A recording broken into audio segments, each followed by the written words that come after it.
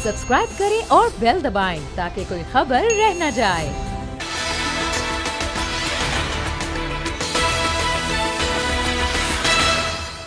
अस्सलाम वालेकुम, मैं हूं फैसल अजीज खान। आज रात 12 बजे महंगाई का एक नया तूफान आएगा कि नहीं? ओगरा ने 20 रुपए पर लीटर पेट्रोल की कीमतें बढ़ाने के लिए समरी भेज दिए वज़ीर आज़म को। वज़ीर आज़म इस पर दस्तखत करते हैं या नहीं? इस महंगाई को कंट्रोल करने के लिए हुकूमत की स्ट्रैटेजी है क्या? हर 15 दिन के बाद पेट्रोल और डीजल की अगर कीमतों में इजाफा होगा तो आवाम किस तरह से इस महंगाई को कंट्रोल करेंगे? हुकूमत की स्ट्रैटेजी क्या है, इस पर हम बात करेंगे। दूसरा एक अहम मामला यह है कि T20 वर्ल्ड कप में क्या पाकिस्तानी टीम हिंदुस्तान जाएगी? जो तहफ़्फ़ुज़ात पाकिस्तान ने रख दिए हैं, ICC इस पर क्या फैसला करेगी? सिंध के अपोजिशन लीडर हलीम आदिल शेख, उन्होंने बयान दिया है, पोल दिए हैं, उन्होंने 2 SSPs को बयान दिया है कि उन्हें मारने की, कत्ल करने की कोशिश की गई। उनकी साहबजादी से बात करेंगे। लेकिन सबसे इंपॉर्टेंट मामला है सेनेट के इंतखाबात का। पंजाब के अंदर मामला उन पार्टीज़ ने बैठकर सेटल कर लिए हैं, सिंध के अंदर भी कोशिशें जारी हैं। आसिफ अली ज़रदारी साहब इस्लामाबाद लैंड करने वाले हैं। असल मार्का इस्लामाबाद में है। हफीज़ शेख साहब और यूसुफ रज़ा गिलानी साहब के दरमियान होगा क्या? जमात इस्लामी ज़रदारी साहब के साथ आके खड़ी हो गई है, उनको सपोर्ट करेगी। इस सारी सूरत हाल के अंदर एक नई डेवलपमेंट कल सुबह 9:30 बजे मालूम होगा सुप्रीम कोर्ट क्या फैसला देता है। आईनी जो रेफरेंस थी, सदारती रेफरेंस, उसके ऊपर फैसला महफूज है। कल 9:30 बजे फैसला सुनाया जाएगा। सुप्रीम कोर्ट क्या कहती है? ये जो इंतखाबात होंगे ओपन बैलेट की सूरत में होंगे या नहीं? अजहर सिद्दीक एडवोकेट साहब इस वक्त मेरे साथ मौजूद हैं। अजहर सिद्दीक साहब, अस्सलाम वालेकुम। वालेकुम अस्सलाम जनाब। ये बताइए, जाहिर है कि फैसला महफूज है, आपने इस पर काफ़ी काम किया, आवाज़ पहले उठाई, वोट हमारे यहाँ बिकते हैं, सेनेट में बिकते हैं, वज़ीर आज़म कहते हैं वोट बिकते हैं, ये सारी चीज़ें हैं। अब मंजरनामा जो है वो सब आके रुक गया है सुप्रीम कोर्ट के। कल क्या सुप्रीम कोर्ट कहती है? वैसे चीफ जस्टिस पाकिस्तान ने 24 जनवरी को ये कहा था कि आइन कहता है कि खुफिया वोटिंग होनी चाहिए, तो बात खत्म। आइन जब ये कहता है तो बात खत्म हो गई। लेकिन बहरहाल आप क्या कहेंगे इस सारे मामले में? हम क्या नोट और वोट का मामला मुकाबला देखते रहेंगे या कल चीजें क्लियर हो जाएंगी? बहुत शुक्रिया फैसल। देखें, चीफ जस्टिस साहब के एक रिमार्क से कि अगर आइन कहता है, ये अगर का लफ्ज शायद हमने नहीं बता सकते, कहता है कि सेनेट के इलेक्शन खुफिया राय शुमारी से होंगे तो होंगे। अब सुप्रीम कोर्ट के सामने यही मामला तो है, और मेरी जाती राय के मुताबिक आर्टिकल 226 जो है वो बड़ा क्लियर है इस सब्जेक्ट के ऊपर। सेनेट के इलेक्शन अंडर द कॉन्स्टिट्यूशन नहीं है। अंडर द कॉन्स्टिट्यूशन जो इलेक्शन है वो chairman senate, deputy chairman, speaker, deputy speaker, president के इलेक्शन है। सेनेट के इलेक्शन मैं नहीं समझता कि वो अंडर द कॉन्स्टिट्यूशन है। दूसरा मुतनासिब नुमाइंदगी के हवाले से भी तीसरा जो इशू बड़ा अहम है कि सुप्रीम कोर्ट के पास कल जो फैसला है वो 3 फैसले मुतवक्को है कि सुप्रीम कोर्ट इस पर राय नहीं देती। जो बहुत कम चांसेस है। तमाम हुकूमतों ने, रजा रबानी ने, फारूक नायक ने, मुख्तलिफ वकीला ने ये बात कही कि ये रेफरेंस आप वापस कर दे। मैं नहीं समझता कि सुप्रीम कोर्ट असूली तौर पर राय देने की पाबंद है। दूसरा इशू है सुप्रीम कोर्ट राय देती है इसके ऊपर। अब राय देती है, राय 2 आएंगी फिर इसमें जी 2 आएंगी। एक तो ये कहेगी कि अगर तो वो कहती है कि सेनेट के इलेक्शन अंडर दी कॉन्स्टिट्यूशन है, आईने पाकिस्तान के तहत है, फिर तो बात खत्म होगी, फिर तो खुफिया राय शुमारी से होने। ठीक है, मुझे जो नजर आ रहा है कि सुप्रीम कोर्ट यही इंटरप्रिटेशन करेगी कि सेनेट के इलेक्शन अंडर दी कॉन्स्टिट्यूशन नहीं है। जब सेनेट के इलेक्शन अंडर दी कॉन्स्टिट्यूशन नहीं है तो फिर ये ओपन बैलेट से हो सकेंगे। और ओपन बैलेट के हवाले से और ये जो बेवकूफ बनाया हुआ था, ऐसे मैं सिर्फ बात खत्म करूंगा। एहसन इकबाल वगैरह सब ने तो हमने इन्होंने के जरिए आइन में तब्दीली कर दी, वो ऐसा नहीं है। तब्दीली सिर्फ हुई है इलेक्शन एक्ट के सेक्शन 122(6) के तहत। सेक्शन 122(6) कहता है कि सेनेट के इलेक्शन एक्ट के तहत कि ये खुफिया राय शुमारी से होंगे। अब ऑर्डिनेंस आ चुका है। जैसे ही सुप्रीम कोर्ट ये कहती है कि ये इलेक्शन अंडर द कॉन्स्टिट्यूशन नहीं है तो ऑर्डिनेंस इन फील्ड आ जाएगा और उसके बाद सेनेट के इलेक्शन जो हैं वो खुफिया राय शुमारी से हो जाएंगे। तीसरी जो इशू है कि इसके अलावा क्या कह सकती है सुप्रीम कोर्ट? सुप्रीम कोर्ट इसके अलावा बड़ी वाज़ेह तौर पर कह सकती है कि सेनेट के वोट जो बैलेट पेपर है वो आइडेंटिफाइबल होने चाहिए। है तो यहाँ पर ये गाइडलाइन दे सकती है कि यानी अगर अंडर दी कॉन्स्टिट्यूशन भी है, अगर आपने खुफिया रायशुमारी भी करें तो ये वो बैलेट पेपर जो है वो आइडेंटिफाइबल हो, यानी उसका काउंटर फाइल हो, उस पे उसको स्कैन कर सकें आप, उसको मिसाल के तौर बायोमेट्रिक सिस्टम से हो सके, पॉसिबिलिटी है। इस चीज की भी पॉसिबिलिटी है। फिर सारे मामला खत्म हो जाएंगे अगर सिवाय पहले ऑप्शन के जो आपके 3 ऑप्शन है, उसके बाद तो सूरत हाल बहुत क्लियर हो जाएगी, उसमें तो फिर कुछ बचेगा नहीं। देखिए, असूली तौर पर तो बात बड़ी सिंपल सी है। सुप्रीम कोर्ट आपको पता है सबसे आला इदारा है जिसका काम है कानून की इंटरप्रिटेशन करना। अब interpretation constitution is a living document, social contract है, और उस कॉन्ट्रैक्ट में ऐसा कोई काम नहीं करना कि जो करप्शन को मौका दे, जो जो जो ऐसे हालात और पैदा काम करे जिसमें ट्रांसपेरेंसी खत्म हो। आईने पाकिस्तान ने कहीं भी ट्रांसपेरेंसी खत्म करने की बात नहीं की है। आईने पाकिस्तान की ट्रांसपेरेंसी जो आपके सामने ऑप्शन रखी है, और मेरी जाती राय इसमें बड़ी क्लियर है। ये संभाल के रख लीजिए, अगर कल इंशाअल्लाह सुप्रीम कोर्ट कहेगी, कल सुबह बात होगी आपसे। हाँ, कल सुबह बात होगी। आपने बहुत खुल के बात की थी। बहुत बहुत शुक्रिया आदर सिद्दीक साहब।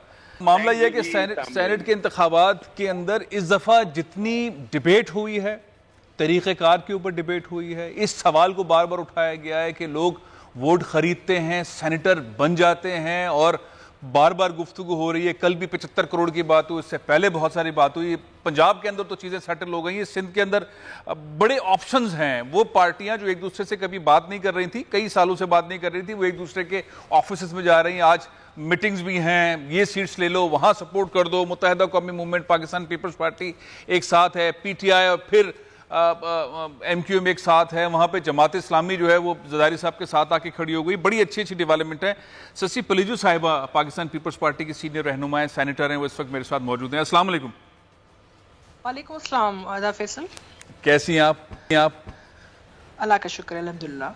अच्छा, अब हम सेनेट के अंदर आपको सुनते रहते हैं, देखते रहते हैं। आज से पहले कभी आपने इतनी गहमा गहमी महसूस की जिसके अंदर वजीर आजम साहब के स्टेटमेंट्स आ रहे हो, हम पैसे नहीं चलने देंगे, सियासी जमातें आपस में बैठकर डिजाइन कर लें, जैसे पंजाब में हो गया कि भाई वो दोनों जमातें जो एक दूसरे के साथ बैठती नहीं थी, वो बैठ के उन्होंने डन कर लिया, PTI ने और मुस्लिम लीग ने डन कर लिया कि भाई यहाँ इलेक्शन होने ही नहीं है। सिंध में आपको क्या नजर आता है? यहाँ पे चांसेस हैं जमहूरी तरीकेकार के या कारोबारी तरीकेकार के? कौन सा पलड़ा भारी है सिंध में? वैसे सिंध में कभी भी पैसे नहीं चलते, कम से कम पीपल्स पार्टी ऐसी प्रैक्टिसेस में नहीं रही है। हमारे पास एक अच्छी खासी मेजॉरिटी है, और जो गवर्नमेंट के इत्तेहादी हैं जैसे MQM है, तो हमारा पूरा आईनी हक है कि हम अपनी लॉबिंग करें, और कोई इसका अरेंजमेंट बन सकता है तो मेरे ख्याल में, क्योंकि वैसे ही मेजॉरिटी सीट्स जो है पीपल्स पार्टी के हिस्से में आती हैं, और ये आईन ने हक दिया है कि हम मुकाबला भी करें, और इस तरह से जो जितनी सीट्स जो है, जितनी भी ज्यादा हम जारी बातें कोशिश करेंगे कि पॉलिटिकल अरेंजमेंट से वो कर सके, क्योंकि इत्तेहादी जो है वो हमें पता है कि नाराज भी रहे हैं इस हुकूमत से, और PTI जो है थोड़ी बहुत सीट्स पे जो है उनकी हुकूमत कायम है, लेकिन हमने जमहूरी तरीके से उस चीज को भी एक्सेप्ट किया। आपने कहा इससे पहले में कभी ये गहमा गहमी नहीं थी, तो जाहिर बात है, एक तो ये कि यहाँ इस्लामाबाद वाली सीट पर मोहतरम यूसुफ रजा गिलानी साहब उम्मीदवार हैं PDM की तरफ। PDM की पहली दफा इस तरह इत्तेहाद में, और हम जलसे जुलूसों के बाद हमारी दूसरी स्ट्रेटजी सेनेट इलेक्शन में एक साथ जो इलेक्शन लड़ना था। अब उसमें जो पॉइंट हमारे मुश्तरका उम्मीदवार हैं और उनकी पर्सनैलिटी भारी भरकम है। साबिक मैं थोड़ी देर पहले जिक्र कर रहा था कि आज रात को 12 बजे महंगाई का तूफान आएगा नहीं आएगा। 20 रुपए पर लीटर पेट्रोल की कीमतें बढ़ाने की ओगरा ने समरी भेजी थी, जिसे वजीर आजम ने मुस्तरद कर दिया है। अब देखते हैं 15 दिन के बाद क्या होगा। हर 15 दिन के बाद ये दोबारा से एक महंगाई का घंटा बज रहा होता है। ससी पलीजू साहिबा, मैं सेनेट के इंतखाबात के हवाले से बात कर रहा था। आपके ख्याल में पाकिस्तान पीपल्स पार्टी सिंध से कितनी सीट्स ले लेंगी?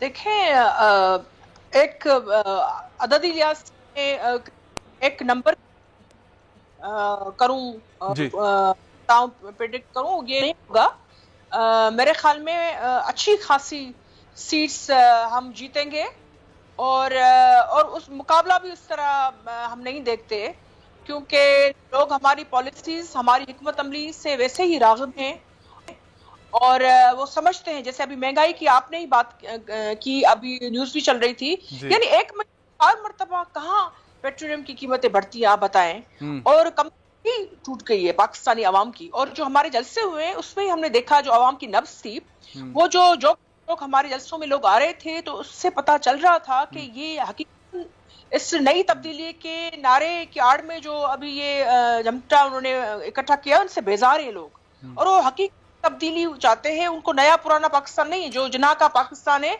जिसमें अवाम को सांस लेने की जो है वो थोड़ा सा स्पेस हो और जो की रोटी आसानी से मिल सके। मेरे ख्याल में नहीं, महंगाई की तो बात बिल्कुल सही है और आप बिल्कुल दुरुस्त फरमा रही हैं, लेकिन सेनेट के अंदर जब हम बात करते हैं तो बहुत अरसे तक पाकिस्तान पीपल्स पार्टी की मुत्तहिदा कौमी मूवमेंट से कोई अलाइनमेंट नहीं थी, कोई डिस्कशन नहीं थी। अब सुनाया कि पीपल्स पार्टी ने ऑफर कर दी है कि आप हमें सिंध में हमसे सीटें ले लें और वफाक में गिलानी साहब को जो है वो सपोर्ट करें, यूसुफ गिलानी साहब को वोट दें।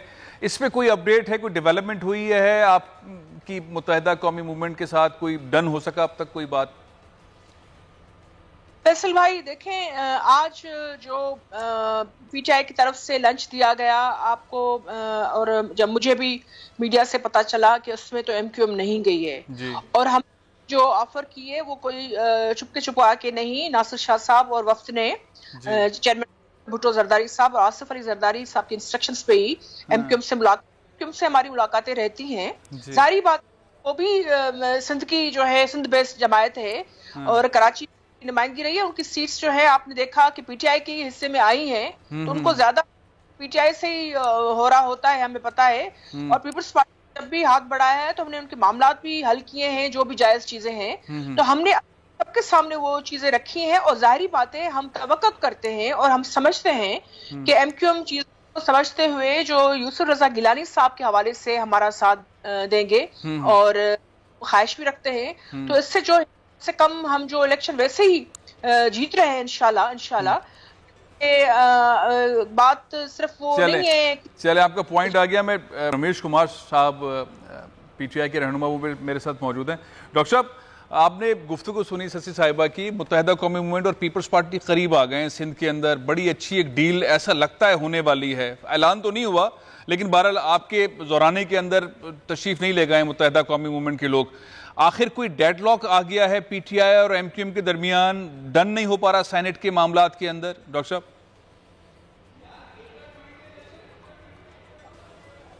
मैं समझता हूं कि एक तरफ कुछ पॉलिटिकल पार्टीज जो है अपनी अना की खातर सुप्रीम कोर्ट में कह रहे हैं कि ये जो है वो नहीं होना चाहिए, मगर दूसरी तरफ ये भी महसूस कर रहे हैं कि सुबह शाम मीडिया के ऊपर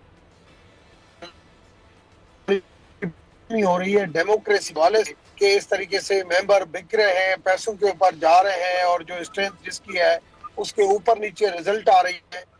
और जैसे आपने देखा कि पीएमएल-एन और पीटीआई राइट लेफ्ट थी, मगर वो भी एक दूसरे के साथ मिलके आपके अंदर गुड गेस्चर का एक जो है वो पोजीशन आई है कि वो अनअपोज सारी चीजें आके और एक क्लियर चीज आ गई है।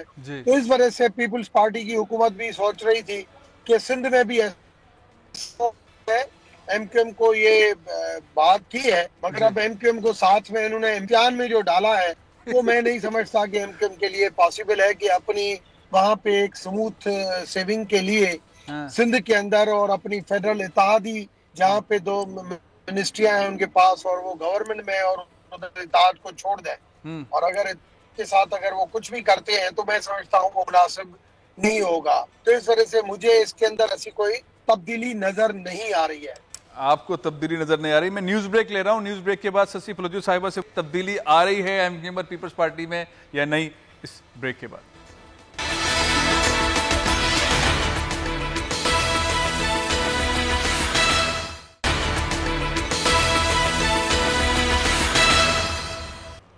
Welcome back. पाकिस्तान पीपल्स पार्टी मुत्तहिदा कौमी मूवमेंट किसी डील की तरफ बढ़ रहे हैं सेनेट के इंतखाबात के हवाले से। जो कल मीटिंग हुई थी उसमें बहुत सारी चीज़ें सामने आई कि मुत्तहिदा कौमी मूवमेंट सिंध हुकूमत से ताउन चाहती है, शहरी इलाकों के अंदर ताउन चाहती है, कराची की तरक्की के हवाले से ताउन चाहती है। और पीपल्स पार्टी ने बड़ा पॉजिटिव जवाब दिया है। ऐसा लगता है दोनों जमातें करीब आ रही हैं और सेनेट में अगर ताउन हो जाता है तो क्या पीटीआई के साथ एमक्यूएम का जो एक 2.5 साल से एक रवाबित चल रहे हैं वो हट जाएंगे, कम हो जाएंगे, पीछे हट जाएंगे या ख़त्म हो जाएंगे?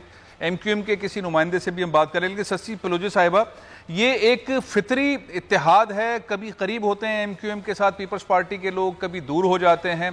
कल और भी बहुत सारी बातें हुई। अगर ताबुन हो रहा है, वफाक के अंदर एमक्यूएम ताबुन करेगी और पीपल्स पार्टी सिंध में ताबुन करेगी और वोट्स लेंगे, तो इसके बाद वाले मरहल क्या कुछ डिस्कस हुए हैं? पीपल्स पार्टी सिंध के अंदर एमक्यूएम के साथ किस तरह बर्ताव करेगी? हम फैसल हम बड़ी ही अच्छी और पॉजिटिव सोच और नीयत के साथ बढ़े हैं। नहीं यकीन रखते, समझते हैं कि जो मैंडेट है उसका बातें हमें है और समझते हैं सिंध की नुमाइंदगी जो भी करते हैं उसूलन तो जिससे भी अच्छा दिया है इस तरह से और हकीकत लोगों को बात की है, तो हमने कभी भी जाती रंजिश तो नहीं रखी है। तो कल बातें हुई हैं नासिर शाह साहब की सरबराही में, तो उसमें यकीनन ये सारी चीजें हुई है। लेकिन सारी बातें कोई तवील बैठक घंटों की नहीं थी, लेकिन जितनी भी थी मेरे ख्याल में अच्छी खासी मुलाकात रही है। और आज उनका राब्ता कमेटी की जो मीटिंग होगी एमक्यूएम की, तो आई होप कि they come up with some good and you know एक जो अच्छी एक प्रूडेंट सोच के साथ वो आगे आएंगे।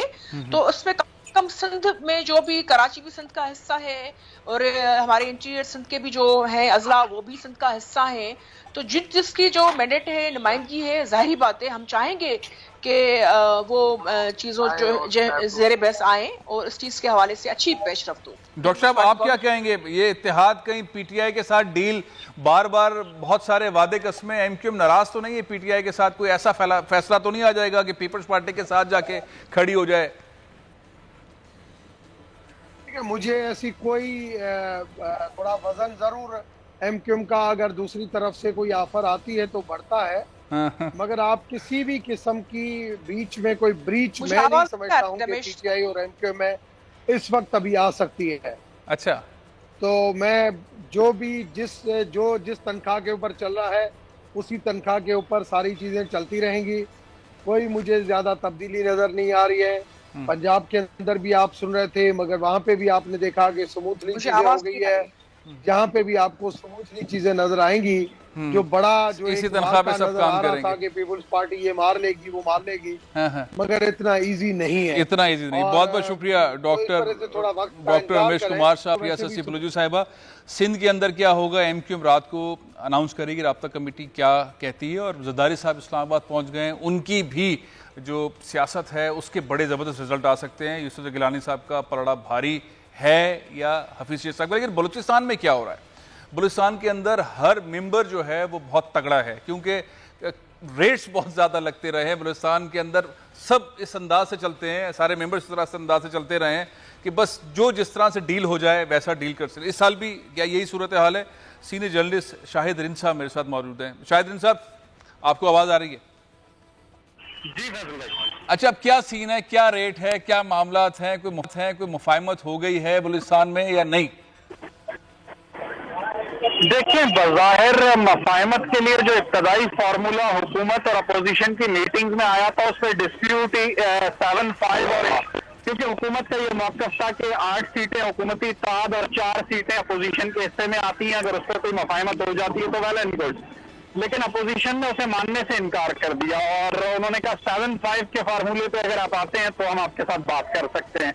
अगर 7-5 का फार्मूला लेने से मामला तय होते तो आगे जो चेयरमैन सेनेट का गेम होगा वो बड़ा डिफरेंट हो जाएगा। अच्छा, तो इसलिए ये मामला आगे नहीं बढ़ सका। तो इस वक्त जो है बलूचिस्तान में अभी भी इंडिपेंडेंट उम्मीदवार मौजूद हैं और जब इंडिपेंडेंट उम्मीदवार मौजूद हैं तो सरप्राइज फैक्टर को खारिज इम्कान करार नहीं दिया जा सकता। अच्छा, तो फिर गेम है क्या? अगर यही सारी सूरत हाल उसी तरह की है, कोई नया अपडेट नजर नहीं आ रहा, पैसों की बात हो रही है खुलकर या छुपकर? और अगर हो रही है छुपकर भी खुलकर भी, तो एक मेंबर के रेट्स क्या हैं उसके वोट के? कुछ ऐसे डिस्कशन है?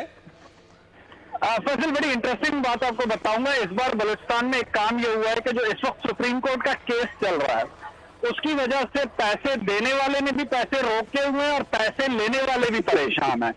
अगर तो सूरत हाल ये हो जाती है कि सुप्रीम कोर्ट कोई वाज़ेह हिकमत अमली पहले अनाउंस कर देती तो अल्टरनेट ढूंढा जाता। इस वक्त तक पैसे देने वाले और लेने वाले के पास कोई अल्टरनेट नहीं है। कल सुबह ही फैसला होगा सुप्रीम कोर्ट के फैसले के बाद। हाँ, इसका मतलब है कल सुप्रीम कोर्ट के फैसले के बाद होगा। हाँ, बहुत बहुत शुक्रिया, बहुत बहुत शुक्रिया, बहुत बहुत शुक्रिया। शायद बहुत जबरदस्त पॉइंट बताया कि में पैसे देने वाले लेने वाले दोनों स्टैंड बाय हैं। सुप्रीम कोर्ट क्या फैसला करती है उसके बाद फिर कोई तिगड़म लड़ाई आएगी कि पैसे कितने देने हैं और किसको देखने।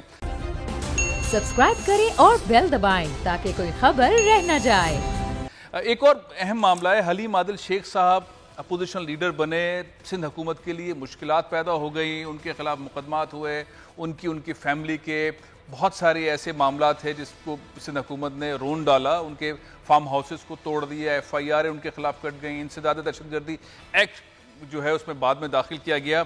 अब उन्होंने कल एक बयान दिया है, उनका जो कल बयान हुआ है, मेरे साथ इस वक्त उनकी साहबजादी आयशा हलीम मौजूद है, उनसे मैं बात करूंगा, लेकिन बयान के चंद पॉइंट्स मैं आपको बताता हूं। 2 सीनियर पुलिस ऑफिसर्स हैं, SSP सिटी सरफराज नवाज साहब और SSP कोरंगी फैसल चाचड़ साहब ने ये बयान लिया है, जिसमें हलीम आदिल शेख ने कहा है कि उन्हें कत्ल करने की कोशिश की गई, सांप छोड़ा गया और ऐसे मौके पर छोड़ा गया और उन्होंने उसे जान से मारा सांप को, और DSP साहब उनके सामने मौजूद थे, दीगर अमला मौजूद था, उसका वीडियो बना है, तमाम चीज़ें बनी हैं। उनके साथ और भी जेल के अंदर बर्ताव ठीक नहीं रहा है। अब इस वक्त सूरत हाल क्या है?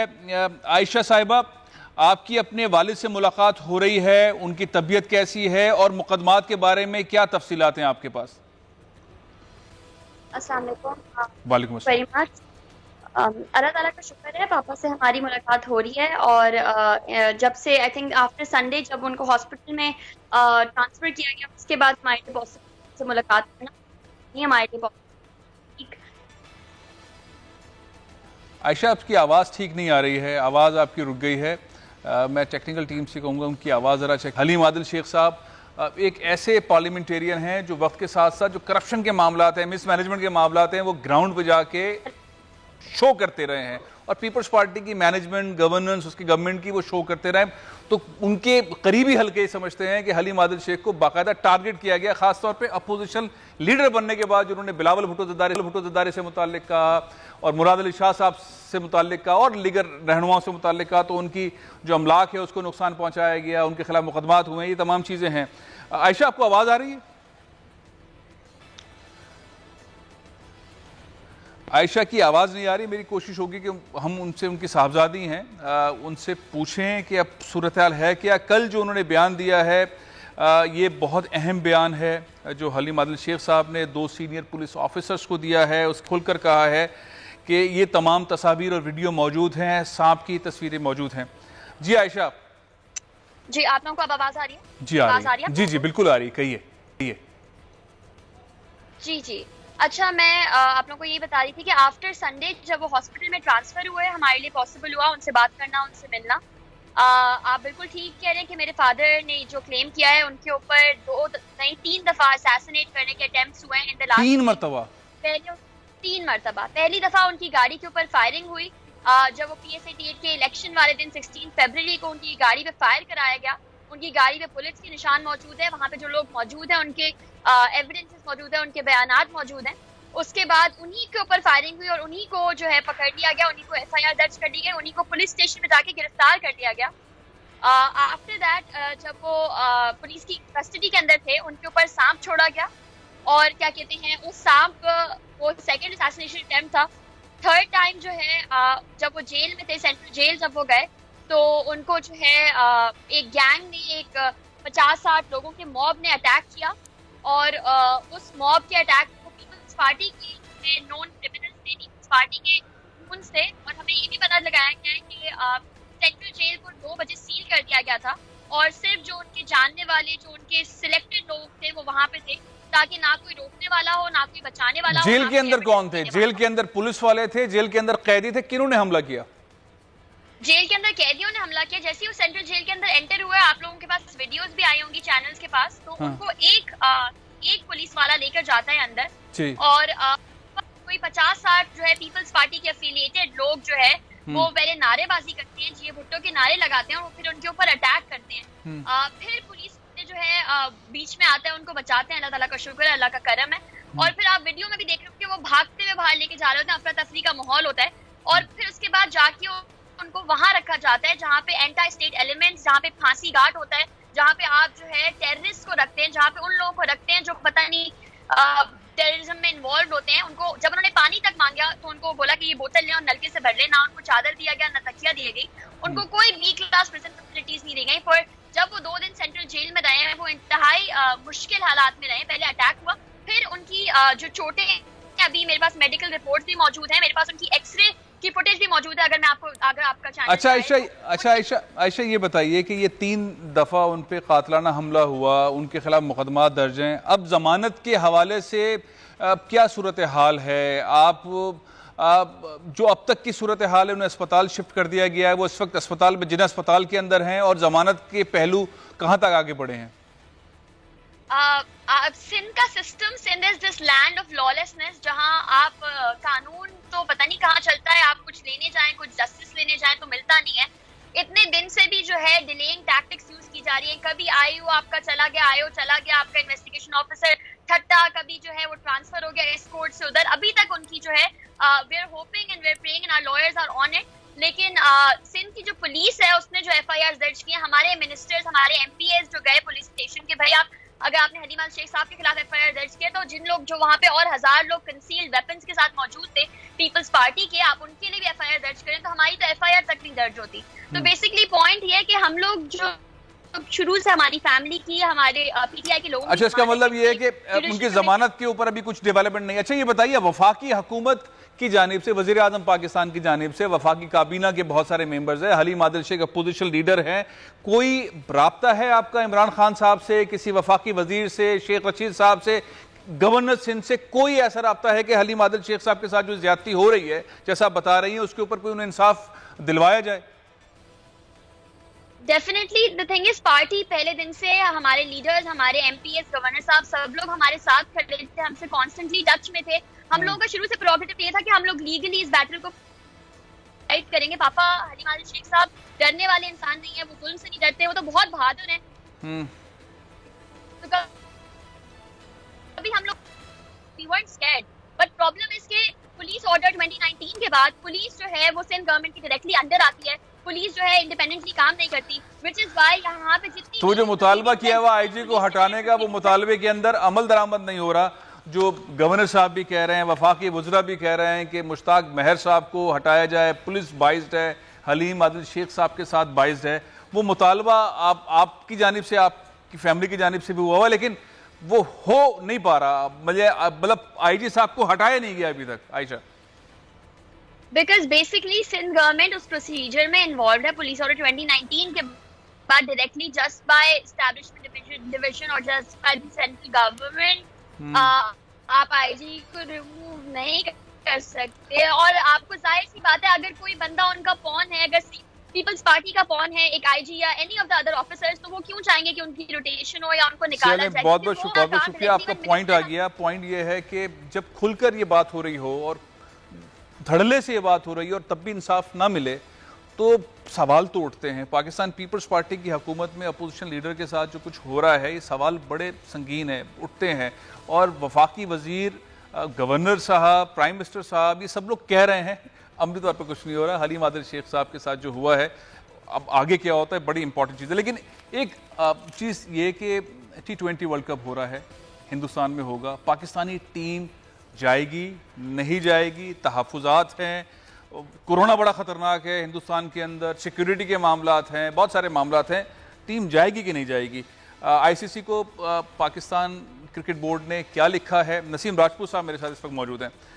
नसीम, पाकिस्तान क्रिकेट टीम ये तारीखी वर्ल्ड कप खेलने के लिए आपके ख्याल में हिंदुस्तान जाएगी? PCB ने जो तजावीज़ दी हैं वो उस पर अमल दरामद होगा, वेन्यू चेंज होगा, या क्या होगा? क्या ऑप्शंस आपको नजर आ रहे हैं?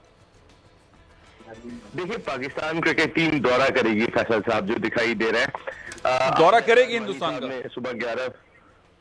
जी बिल्कुल दौरा करेगी, क्योंकि ये इंटरनेशनल क्रिकेट काउंसिल का इवेंट खेलने जा रहे हैं, ये बायलैटरल है। और आज एहसान मानी साहब ने कहा कि कल भी उनकी बात होगी इंटरनेशनल क्रिकेट काउंसिल के ऑफिशियल से एक चीज वाजे कर दी है उन्होंने कि हमें तहरीरी तौर पर टीम की सिक्योरिटी के हवाले से, हमारे फैन की सिक्योरिटी के हवाले से और हमारे मीडिया की सिक्योरिटी के हवाले से यकीन दहानी कराई जाएगी। उसके बाद टीम ट्रैवल करेगी और ये यकीन दहानी पाकिस्तान क्रिकेट बोर्ड को नहीं बल्कि इंटरनेशनल क्रिकेट काउंसिल को कराई जाएगी। फैसल साहब, कल जिस तरीके की 2 दिन में डेवलपमेंट हुई है पाकिस्तान और भारत के दरमियान, चाहे वो कंट्रोल लाइन के हवाले से हो या आपस में मुकाबला, आज इंस्टेंस जो था चेयरमैन पाकिस्तान क्रिकेट बोर्ड का बहुत ज्यादा क्लियर था। अच्छा, इससे पहले बात हो रही थी, हमें आप बहुत इंडिया का बोर्ड नाराज हुआ था जब उन्होंने इससे पहले मांगा था जब आईसीसी की मीटिंग नहीं हुई थी, लेकिन अब सूरत हाल कदरे मुख्तलिफ है और पाकिस्तान टीम जाएगी। अच्छा नसीम राजपूत, कितने मैचेस हैं और किन किन डेट्स पर हैं, और आपके ख्याल में ये जो कोरोना वाला मामला है इसको डिस्कस किया जा रहा है या कोई मसला नहीं है इसका?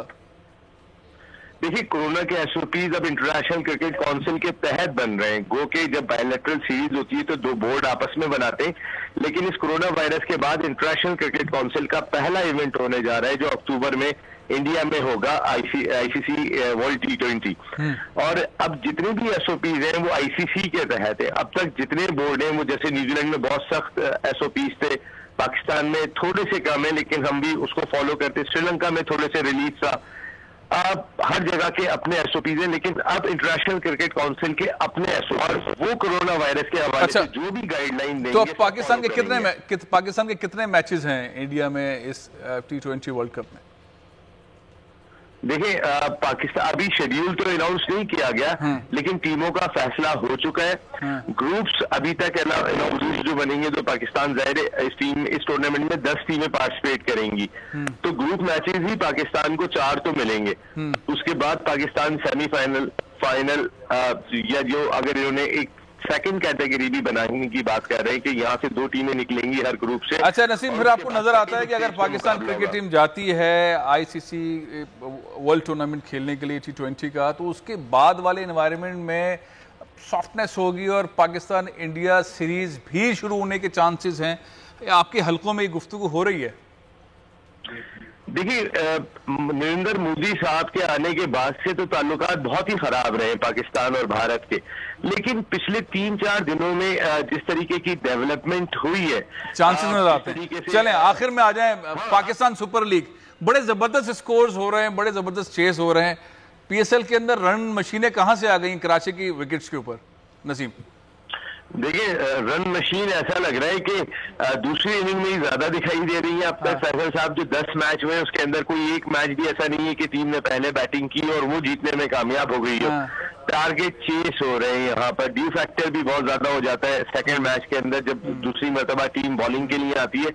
ये जिंक्स टूटना चाहिए, ये बहुत इंपॉर्टेंट है, लीग के लिए भी इंपॉर्टेंट है और साइकोलॉजिकल पॉइंट ऑफ व्यू से भी बहुत इंपॉर्टेंट है। टीमों के, प्लेयर्स के, कैप्टन से पता चलता है मैच का रिजल्ट ये हो जाएगा। देखिए, 194 चेस हो रहा है यहाँ पर 8 गेंदों पहले, 196 चेस हो रहा है 1 ओवर पहले, 198 चेस हो रहा है 4 गेंदों पहले। कल जो कराची किंग्स ने टारगेट चेस किया था 197 का टारगेट था और वो 7 गेंदें बचा के गए थे और बहुत आसानी से 7 विकेट से मैच जीत गए थे। तो ये जिंक्स टूटना चाहिए। ये अच्छी चीज है कि हाई स्कोरिंग मैचेस हो रहे हैं, भले सेकंड बहुत शुक्रिया, जीत रही है। बहुत बहुत शुक्रिया नसीब राजपूत। प्रोग्राम का वक्त अल्लाह, अगले हफ्ते फिर मुलाकात होगी, इजाजत दीजिए। पाकिस्तान जिंदाबाद।